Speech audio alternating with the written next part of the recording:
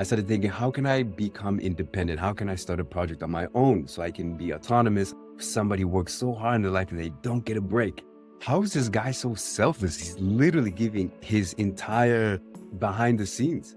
9 to 5 maybe is not the best thing for me because it's just not giving me enough to support my friends, my family, and even myself. I can't work for anybody else anymore. I'm giving you all of this information so that you can be a beacon for your community. Welcome everybody to the new Dynamo U podcast. We are in season 2 and we are talking about inspiring men to reach their own potential, achieve success, and live a holistic life. Today we have an interesting topic. Fortune and I. Say hello, Fortune. Hello, hello. Welcome everybody to the podcast and looking forward to talking about a whole bunch of things that are great for men. That's it. So today we're going to be talking about deconstructing success, how we discovered the 9 to 5 is not the only way. So let me start with this. Have you ever felt that, let's say, for example, you're driving to work a regular Monday, Tuesday, and you're happy with your job, you ate a good breakfast, you have a routine in your daily life, you may be married or not, you have kind of things set up and you're just content. But then you have every once in a while this thing at the back of your head where you just kind of ask yourself, is this it? And there's nothing wrong with that. But have you ever wondered, have you ever felt that itch that you just think that perhaps there's something else, that Monday goes into Wednesday and then Wednesday goes to Friday and that was the end of the week, which is fine again. But then you have that itch. And I think that's where me and Fortune, we had this kind of thing. And we're going to talk today about our own stories on how we kind of find our own way to know that and understand that 9 to 5 really wasn't the only way. So I don't know, Fortune, you want to start off, maybe talk about your own experience, tell your story and how we started off here.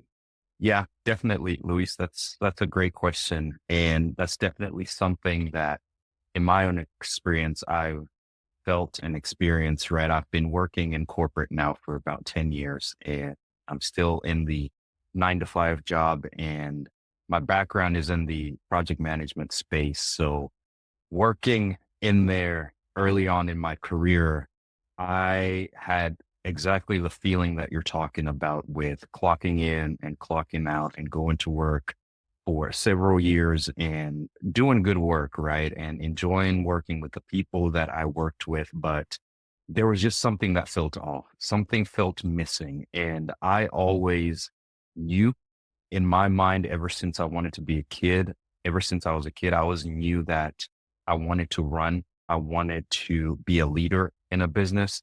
And which is why I studied business and finance and accounting in college, because I had the goal to go into business, learn business, and eventually branch out on my own. But as I got 3, 4, 5 years into the corporate world, I started to realize that I wasn't really looking at entrepreneurship or side hustling. Now I was now grinding more inside the organization, which is not a bad path. But if you have that entrepreneurial gene and you have that itch to build something of your own, you really have that feeling of dissatisfaction every single day. So no matter how many promotions I got, no matter how many good things I accomplished, I still had that uneasiness feeling that I should be doing something more. So that led me to start reading books about business and entrepreneurship and watching content about business and entrepreneurship. And specifically, I remember it was around 2016, 2017 when I ran into Gary Vaynerchuk's content and I read his book, Crushing It. And within that book, there's a lot of stories from other entrepreneurs that talk about their journeys and how they built their business. And it's sort of like a library of all these different influencers and e-commerce people and entrepreneurs and social media experts. And it showed me how regular people that have regular lives and regular jobs, just like I did, are able to build something out of their own and are able to express themselves through creativity of their work and eventually monetize that. And what that showed me was that 9 to 5, the corporate world was not the only path and that there was another path, especially in the age of the internet. And when I understood that, it completely changed the game for me. It completely changed the mind for me because now I was looking at two different worlds and I was sort of living two different paths. And that's something that has been very impactful in my life.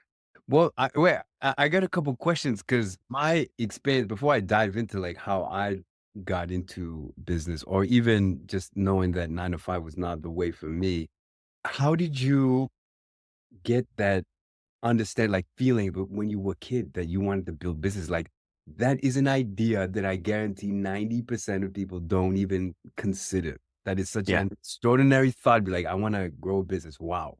that's a great question. And so, kind of to roll back the dream that I had, if you had asked 5-year-old me, right, the 8-year-old me, 10-year-old me, who do you want to be when you grow up? I would tell you that I want to be a CEO of an organization. I want to run a company, Mhm. right? And the reason for that is because of my father was a business person and he's now a university professor, but he was a business person and he was a leader and a manager in companies and corporations. And ever since I was a child, he would always bring me with him to work every weekend, right? Because Mm, he worked a lot. And that was the time that him and I would have is him bringing me to work mm, with him, right? So mm, I got to be in that environment and I got to sit in his office and watch people come in and go and watch him delegate and lead and go through meetings. And he was a marketing person specifically. So he also traveled a lot and he would take me with him to different exhibitions and trade shows. So I would also see that interaction. And that just put that thought in my head that this is what I want to do. I want to run a company one day, right? And the competitive side of me was like, my dad is a leader in this particular business unit in this organization.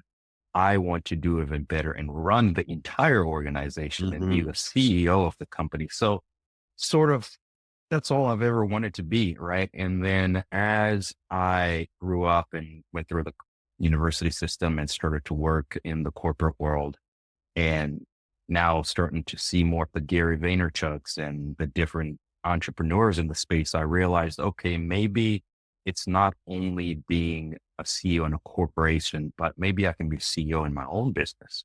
Yeah. So that seed now that was planted before to be a CEO in a corporation now changed to being a CEO in my own business. And I started looking at solopreneurship and eventually building my own business. Yeah, because I found that interesting because the experience that you saw when you were with your dad was obviously on site, people going back from different meetings, and now you're going at a later stage and everything's online. Do you think that has like something to play with you that changed your perspective on things? Yeah, definitely. I mean, it's the foundation. It's what I would call the catalyst, right? Mm, If I didn't have that experience early on where I was in that office and business environment and watching him delegate, watching people come in, ask for advice and how he would give advice, and I may have decided to do something completely different with my mm, life. mhm. But because at such a young, early age where those foundational thoughts get built, that was my world. It became what I aspire to be. And I have never thought about being anything else. Like I can't imagine myself not being a CEO of an organization or Mm, being a CEO of my own business. Those are the only two things yeah, that I want to be in life. mhm. Right. I really do think that experience early on was the foundation. And then as the digital world came up and people like Gary Vaynerchuk, I started watching and those inspired me to now say, okay, I can create something of my own now a lot easier than you could 10 years ago. You know what? So now that I understand the story better, I thought we had completely different stories, and Yeah. it seems like your experience just happened earlier than mine. Because how I started this was I just finished my master's degree in marine science, and you finish and someone gives you a certificate, and you're like, oh, I did it all for a piece of paper. That was my first like downhill from because I loved the what I was doing, the excursions and all of that. That was great. And then the final day of graduation, they give you the certificate, and you're like, oh, this is kind of anticlimactic. And then COVID hit. And during COVID, everything started shutting down. Even contracts I was I was in Paris. I was working for the UN at the moment, and my contract was cut. So then I started looking into actually instead of reapplying to another job, I started thinking, how can I become independent? How can I start a project on my own so I can be autonomous? I clearly you can lose your job at any time if COVID hit happens now or later. So then that first mind of becoming independent, that was my first initiation in the route towards entrepreneurship. And then after that, I was with my ex-partner and she invited me back to her home country, which is in Colombia. And that was my first experience right there. Her dad is an entrepreneur and I didn't know until I arrived. He's a very successful entrepreneur. May he rest in peace. He passed away a couple years ago. And that was very really my first experience. And it's funny how what you experienced at a very young age I saw that just a couple of years ago after COVID. He was delegating people. He was in an office and he one meeting to the next. And it was just interesting seeing what he did on a regular day basis and just seeing that. And I knew his story. He really came from nothing and he built this whole thing. And now he's supporting his community, family, everywhere. And it's a national company that he built up. So for me to see that firsthand, and then he would invite me, he's like, does this interest you? And for someone to ask me that type of a question, which it really started implanting a seed in me. And of course, the internet in this generation, we're more apt with the internet. So I started looking around, YouTube, one thing led to the next, podcasts and all of this stuff. And I got into the digital world. And now that I discovered the first in like the initial moment that I saw someone online, his name is this guy who's his name is Miles Beckler and he does blogs, right? And then I started copying his style. I'm like, okay, what is he doing? And he has these series on YouTube. And he said this one thing that really, this is why I'm mentioning it. He said, I'm giving you all of this information so that you can be a beacon for your community. Like the way I'm supporting my community now, like my family, all of that's what I took from what he said. He says, I want that very same thing for you. And I'm thinking, how is this guy so selfless? He's literally giving his entire behind the scenes. And then that was, I'm like, I got to dive into this more. Then I ran into Russell Brunson. And then I ran into Ryan Daniel Moran, which is my real first moment where I went into a entrepreneurship program and he was in e-commerce and that he has tons of videos and the community was so vibrant and everyone was so giving. And that was really my first experience. So I think that from you starting at like really young age, having that experience and seeing someone firsthand do what he did, and you're like, I got to do this. That was my experience, but at a later stage. And then from there, it was just kind of one thing led to the next, led to the next. And then once you kind of uncover that veil, you're like, I can't do anything else. Actually, I can't work for anybody else anymore. Yeah. Yeah. It's definitely, that's a very interesting story. Your story is kind of like that rich dad, poor dad story kind of thing, where Robert Kiyosaki, he has his poor dad, not saying you have a poor dad, but he Mm. meets Oh, he's someone poor. else. He's poor. Oh, That's why. And actually, because my family, they're uh-huh. originally from El Salvador. And that is one of my underlying reasons that I'm going to build this business. Like I can't do anything Mhm. else because he came from a war torn country to Canada. I'm currently in Canada. And it's like, I feel it's my, not yeah, it's kind of a responsibility. I put it on my own to like turn things around. So my dad is definitely poor and I've seen him work his entire life for nothing. And it's going back to that. Yeah, it's funny how you can have one perspective and the other perspective, and somebody works so hard in their life and they don't get a break. Yeah. Yeah, definitely. And that's kind of a unique or rather interesting thing because that taps into your why, right? It really gives you that strong energy and that strong foundation. Like I can even tell when you start talking about that, you get very passionate about it. Mm, And those kinds of things are, you see that across the board in a lot of great entrepreneurs is they have something in their background that's fueling them and helping them to be able to find that and bring that into fruition. Right. And to tap a little bit more into my story. So I was born in Zimbabwe in Africa. That's where me and my family are from. And I moved to America when I was 10 years old. Right. So with me being interested in business, that's my father's side. Now you have my mother, who is the entrepreneur mind, the other side, right? Even though she was a full stay at home mom, she always had some type of side hustle going on. In Zimbabwe, she had a chicken business, mhm, right? Where she would raise chickens and then she would sell chickens and eggs and all of that. So it was a pretty lucrative side hustle that she could do and make mhm, some money mhm, and be able to help out financially too. And then when we came to America, right, I remember specifically coming here and anytime I wanted 10 years old, if I wanted a video game, I wanted a new TV, I wanted a laptop, I wanted a guitar, anything, my dad was more of the traditional, hey, I pay the bills, I buy you food and I buy you clothes kind of thing. That's all you need. So me coming here to America with other kids that have these PlayStations and that have these video games and stuff, my mom's like, well, if you want to buy that stuff, you're going to have to make your own money.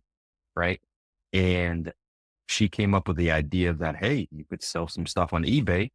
She came up with that arbitrage. I'm like, huh, eBay, what is that? So I go on the computer, I look up eBay, people are selling a whole bunch of stuff. So then my mom became the person that, hey, let's wake up at 5 in the morning on Saturday. I know some garage sales I saw in the newspaper that are happening. Let's go see what we can grab out there. And then you can come and sell it on eBay.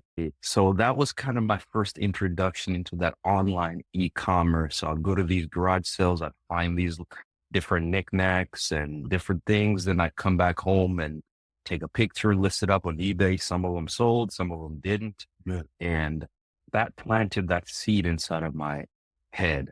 And fast forward to probably about 3, 4 years into my corporate world, I was sitting there listening to Gary Vaynerchuk, and he's talking about how the one thing that he loves the most is flipping items, going to garage sales, finding things and mm, flipping. And I'm like, hold on, I've been doing that for years now. that's insane. Mhm, And you can actually make that an entire business model.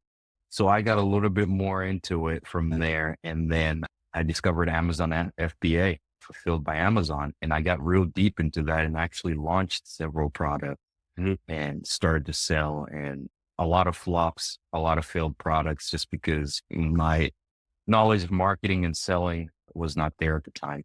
And just all of that experience together got me to where I am today now, looking to build a personal brand. And it's just amazing how the little things that happen will stick with you and then eventually they'll build up into something.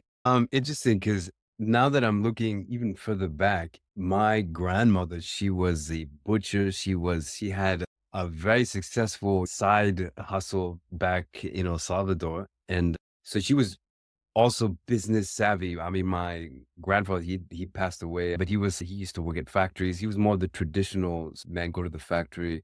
But my grandmother had her business and she was a butcher. And so they always ate well and they lived well. So and actually my mother, when she came here, she started working for Avon. I'm pretty sure everyone knows what Avon is. The Mhm. network marketing, basically they sells products and things like that. We were rowdy, me and my brothers, so we didn't really ask a lot of questions, but it's only in then I'm thinking, wow, my mother, she was really a go-getter since she's been here. She's always had a mentality. And I've had a couple conversations with her about, well, do you know who you sell to? She says, yeah, there's a lot of these type of people that I sell to and they ask me questions and she has this intuitive process and I'm thinking, my God, if I was just younger and I would have asked her questions, I would have had a more of a experience that you had. She didn't push me to do anything, but now that I'm asking her questions, it's interesting to see how that maybe have like subconsciously been instilled in me where it's Mhm. such a natural thing to do. But I think it's so important. And the one thing that I take from your story and mine, it's kind of, and you already mentioned it, it's having that why. I think that was the big driver, that when I can latch onto why I'm doing this, to something that I solidly hold like in me. Like I look at my parents and think, okay, we've lived in quote unquote poverty. We weren't poor. We always had food and stuff, but they really struggled to come out, and really understanding why would I want to look for another avenue, right? 9 to 5 maybe is not the best thing for me because it's just not giving me enough to support my friends, my family, and even myself. I think that is probably one of the strongest things to push. And that was my experience, like that is constantly and until now is pushing me forward. And I think that was Yeah. probably one of the things that's driven you as well. Yeah. Oh, yeah, definitely. Once you discover that why, or you have an idea of your why, it really starts to feel you. And I love that when we start to reflect back at our past and we start to see all these different entrepreneurial people in our families that were doing entrepreneurial things. But at the time, you didn't think about it that way. For them, it was just survival. But when you look back, it's like that's what entrepreneurs do, right? Being a butcher and providing and Yeah. all of that. And these are innovative things that they're doing by themselves as solopreneurs. So when you realize that that's in the DNA, that's in the blood, Right. and that people before you have done it, even though they may not have subconsciously, they may not have known that, it's kind of empowering now because I know that my mother has that thought. I know that my father is more of the traditional business person, going through school and working for a company. So I can kind of be the product of the two right now. I'm the definition of the product of the two because I'm working in the corporate Mhm. world right now and Mhm. also on the side working to build a personal brand. So I'm running both lanes right now and it's an interesting dynamic, but it's very interesting. I think so. So if we we've kind of dissected like how it is that you went from having a 9 to 5 and then realizing and connecting the dots to say, I feel like there's something more. Again, to that scenario that I put at the beginning, everything's fine, everything's okay. You have a car, you have a house, maybe you got kids, you got a good routine, maybe you do exercise, right? But there's something just not right. And something that carries you is something that why, that driving underlying reason. I mean, that's kind of what separates you from other people. No, there's got to be something else. What is it? And then I kind of painted my picture how I stepped from one thing to the next and I got introduced to other people, different ideas. And then once everything was uncovered, I'm like, well, I got to do this now. Like it's such an opportunity. What would you say is what followed next? I mean, now that you knew, what was your next step after that? Yeah. The next step after having that initial thought is curiosity. Curiosity because now I wanted to figure out what exactly can I do to be able to become like some of these people, to build businesses and brands like some of these people. What skills do I have to offer? Right. Was another big question. So I became very obsessed with listening and watching other successful entrepreneurs. And I became obsessed with reading books about entrepreneurship and building brands and starting e-commerce. And that led me into now looking at different courses. It led me to now joining groups like the 1%, Ryan Daniel Moran, Mm. things like that. So that curiosity was unlocked and it opened a story loop in my mind to where I saw a whole nother world. I would go to work from 8 in the morning and clock out at 5 in the morning. But I knew there was a whole entire world out there that had something for me, something that it could offer me. And I was so obsessed with figuring out how to do that. And I'm still obsessed now because I'm still trying to figure out how to do that. I'm living two worlds right now. Mhm. The me at 8 to 5 is very different than the me at 5 to midnight, right? So it's Yeah. two different people right now as I'm trying to figure that out. So it's just learning, man. Learning from experience. That's what I've gathered is learning. And then now not being afraid to take a risk, not being afraid to dive into e-commerce if that's what you're interested in and start to launch products, start to learn marketing, start to learn sales, right? And start to learn creating content, all of those things. And that I think is the next step. If you're curious about building a business, then I think you need to find resources. And one big tip is you need to find someone that you admire in that space, Mhm. someone that resonates with you and that has done it, that has built Mm. a Mhm. successful business and is talking about it, and find that person and learn as much as you can from that person. Early on, I mentioned for me, it was Gary Vaynerchuk, right? Because that was and Gary talks a lot about personal growth and development and motivation. So he really hits at those Mhm. Mhm. core things that those early entrepreneurial thoughts, and he digs at them and being afraid to start, being afraid of what your family is going to say, what your friends are going to say, and how you should just try, you should fail. So he became my mentor in that space, and I was just consuming everything. And eventually now it morphed to people for me like Donald Miller, who is the CEO of Business Made Simple, Ryan Daniel Moran. They have established personal brands in e-commerce space. So if you can find someone who's doing it, learn as much as you can from them. And I take on the mentality of steal like an artist is a book I've read before, and it talks about how most of the good ideas in this world have already been done, right? It's very rare that you come up with a unique idea that nobody has ever thought of or is implementing in some capacity. But what you can do is you can look at what's out there already, and you can take that as a foundation, as a base, and say, okay, how do I rate on this thing? Improve it? How do I change it? How do I put my own unique twist on it and build something that's mine?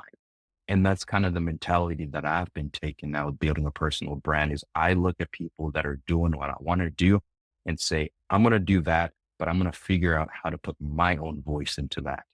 Right. Just to take a step back, because you mentioned curiosity. I have naturally been a curious person, but it's not until you start asking yourself different questions and you become aware that you're like, oh, I'm curious. Like, takes a bit of work to understand what are your characteristics, what are your personality traits, and all of these types of things. So for me, the moment that I found that I was curious and I was kind of going on the right path, as I mentioned, like I switched from science after COVID, and I just switched careers. So I went into the banking service. I was like, I got to find out about money. I don't understand money. And it was interesting that I was at night doing research, being curious, right? I started reading books just like you, started binging on different things in here and there. And then I started realizing that even the senior financial advisors, like at the bank that I was working at before, we would get into conversations about investment. And then I would mention like, "Oh, I read that in this book," and they didn't know what I was talking about. I was like, "Oh, you don't that seems like a staple source of information if you wanna do investments or if you wanna do this." And I started talking about different things that were out of the scope of the bank, and I realized how different my thought was compared to the traditional thought process, I started talking about different concepts, different books, and they're like, "Whoa, what are you talking about?" And I'm like, "Ah, that's really not common then." And for me to go from there to start to be interested into what people are saying, I mean, there's a lot that you can absorb in terms of information. That's my own experience. But it's not until at a later point that when you start understanding, not from a mental, but you start internalizing what it is that people are actually saying. Cause what you just mentioned, being able to come at business from being personal development and all of these things and coming from like building a foundation so that you can build upwards and my own experience has been I understand it conceptually. I understand it in my mind, but it's not until being in this game for at least a year and a half. I think if I started like saying that I want to be an entrepreneur like about a year and a half ago. It's not until now that I'm starting to really understand what people are saying. I'm like, that's what they meant. That's what they're talking about.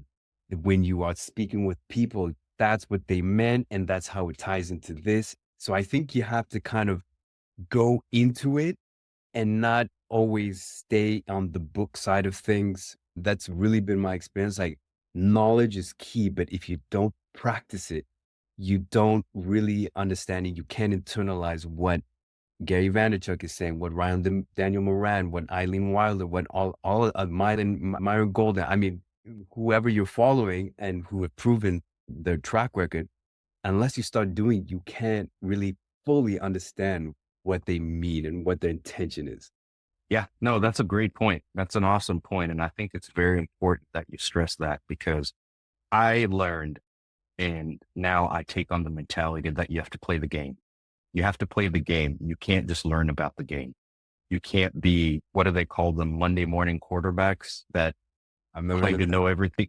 Yeah, Oh, yeah. really? I think they call them Monday morning quarterbacks. I could be wrong, but Mm, it's those people that go watch a football game on a Sunday, right? yeah. And then Monday morning, they're talking with their coworkers about what the quarterback should have done and how he Mm, should have done this, done that. yeah, yeah. It's like, well, I mean, you're not the quarterback.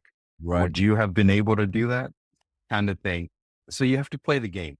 You have to play the game. And you are exactly right when you say that does not click until you start doing it.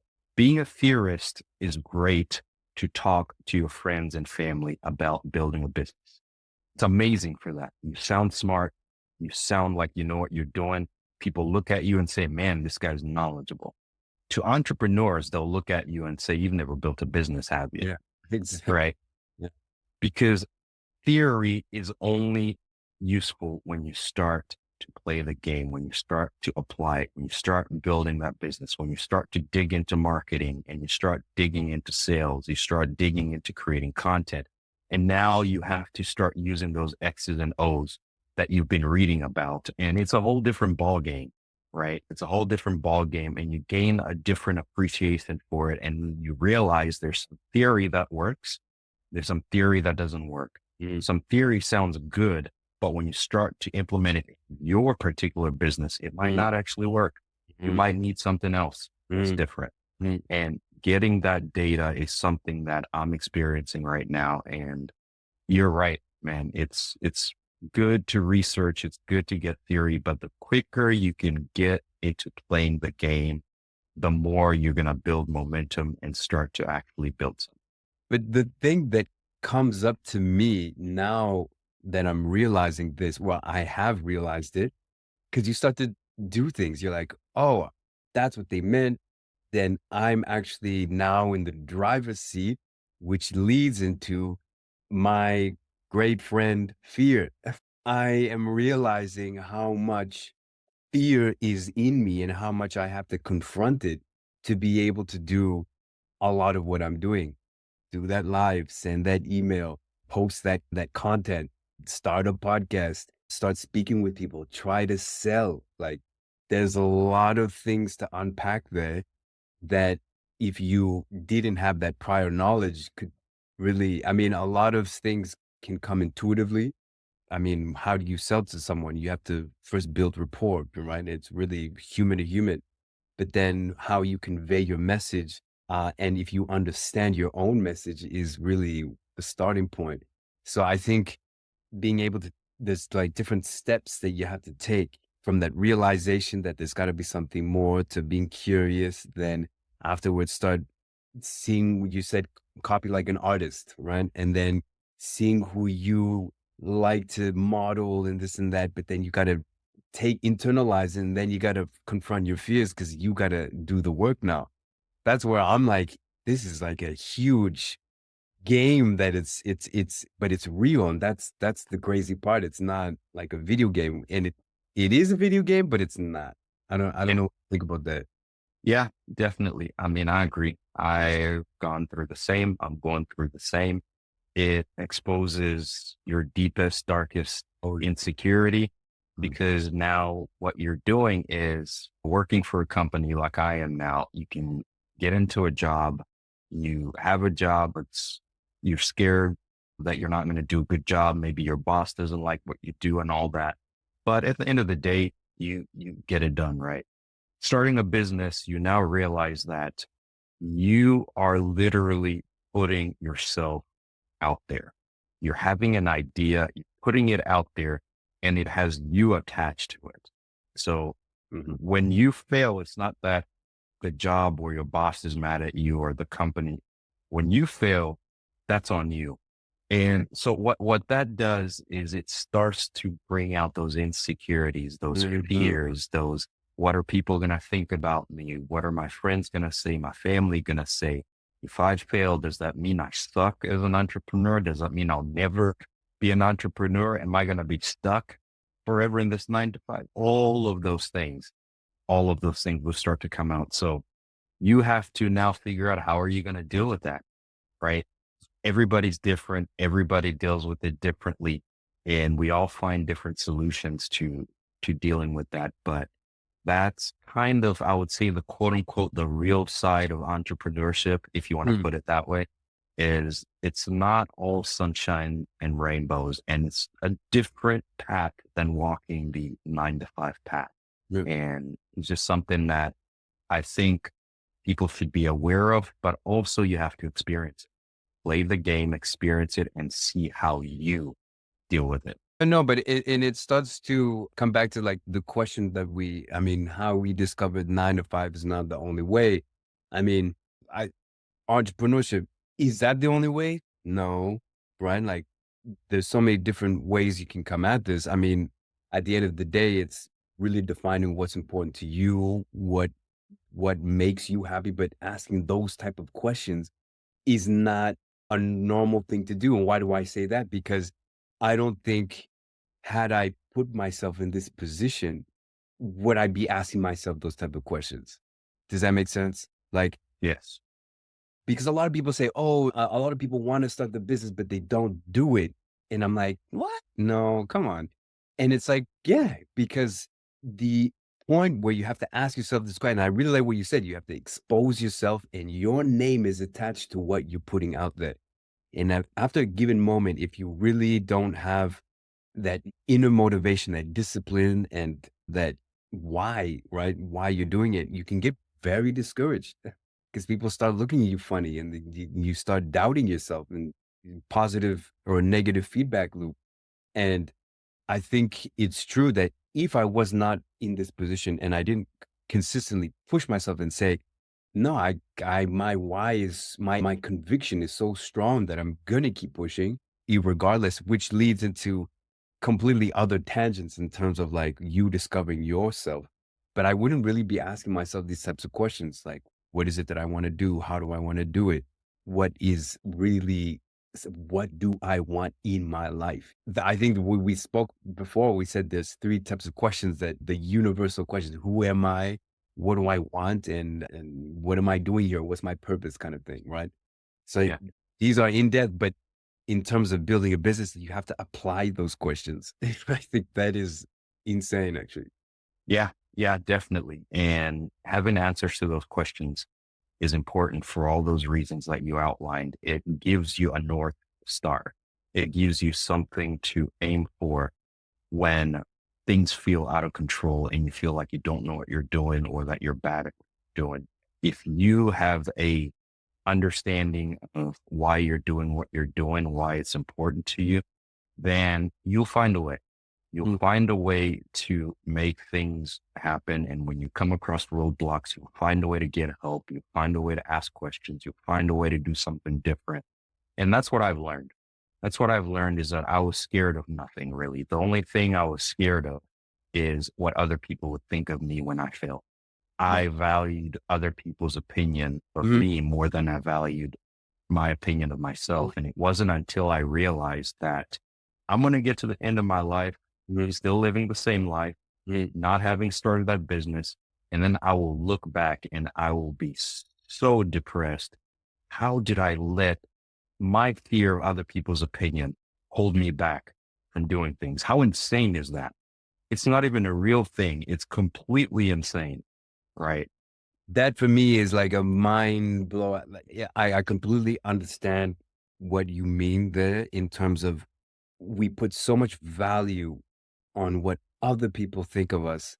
And by doing that, we almost give them more power and over the value that we think of ourselves. That is absolutely insane. I think that every time you reach or you take action and do what it is that you feel that is right, that is like a testament that you value what you do and what you believe in and what you think is true to yourself. It's like value in action. And I think that is something that is unparalleled that because I was gonna ask you, do you think you can do that in a 9 to 5? Like asking yourself those types of questions?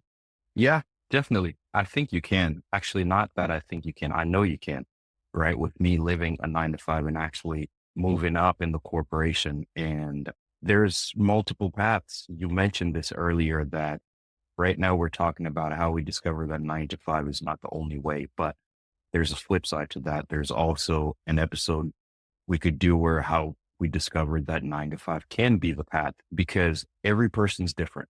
The majority of the world's not going to start businesses, right? And the majority of the world, the 9 to 5 path is their path. And it's the path that they need to maximize and do the best in. And the term that I would throw out to that is being an introvert versus an Mm, entrepreneur. So an mhm, entrepreneur is a person who functions like an entrepreneur within an organization. mm, And they have the same qualities of having a growth mindset, being obsessed with mm, giving people a return on their investment and having a bias towards action, those different characteristics of an entrepreneur. The only thing is they're not putting the risk on themselves mm, business. mm. Somebody else is. But if you're in an organization and you want to stay in that path and grow in that path, having the mindset of an entrepreneur in that world will help you as well because it's the same sort of skills. The only difference is you're not risking your own business idea in the marketplace. Somebody else is fronting the money. So yes, to answer your question, those questions can be asked to people still in 9 to 5. I've asked myself those questions in my 9 to 5 and I continue to do that. And now I'm just applying it to entrepreneurship. That for me is really interesting. I've never heard about that, the intrapreneurship. I can solely see how it applies because I've seen people who are like, yeah, they have the head on their shoulders, but they work for a bank or they work for this company. So it kind of leads me to believe that those questions that you would naturally confront, like, why am I doing this? For what purpose? All these deep questions. What fears do I have to confront? What do I have to uncover? What do I have to because I truly believe that we're all born with like a set of skills. We all have what we need to go through this life. It's just you go through school, you might go through church, you might go through, depending on what you did when you were younger, you went to the judicial system. Like you learn your environment impacts you. And it's like uncovering and remember what you were as like a 5-year-old kid who has that curiosity, enthusiasm, that zest that for life. I want to express myself, right? And I think that whether you're working 9 to 5 or you're an entrepreneur, you have the capacity to ask those type of questions. It's just what route do you want to take to kind of live those thoughts, those emotions, all of those things out. So I thought that was interesting. Which leads me to our next topic. We have another episode which we want to dive into, and we want to uncover something that we both are familiar with. It's called the tribe method. Now, this comes from Mr. Ryan Daniel Moran because me and Fortune, we were both part of a mastermind group, and this is something I think we both kind of integrate in our lives. So that is on a daily basis. If you say you do nothing in your entire day, say you're sick, it's Sunday. If you do these 5 things, basically, you can ensure that you're always moving first, A, your life, in like the right direction. Cause I truly believe that if you have good habits and habits are based on decisions, if you do a certain things, actions that help you move forward, either in your business, in your life, you're gonna move forward. So our next episode, we're gonna dive into something that's called the tribe method, and it's basically habits that you should have on a daily basis. I personally have shared this with other people, other friends, and they're like, "Whoa!" It hits different aspects of your life. So that's something that I try to integrate every day in my life. That's exciting, Luis. And I am actually super pumped and super excited to dive more into Tribe and to learn about Tribe because it's also going to be a learning session for me. And I will be asking a lot of questions. And I think I want to move and get things done in my life. So Tribe is going to be something that will help me as Yeah, so tune in for the next episode. We're going to dive deep into that. If you guys like this episode, give us your comments, feedback. Do you have anything to add? Did we miss something? Do you agree? Do you disagree? Did you think that what we talked about was interesting? Let us know what you guys think. So tune in next time for Tribe Season 1, New Dynamo U. And I think we need a jingle. We're going to work on that one. take care. Yeah, Thank you. take care there.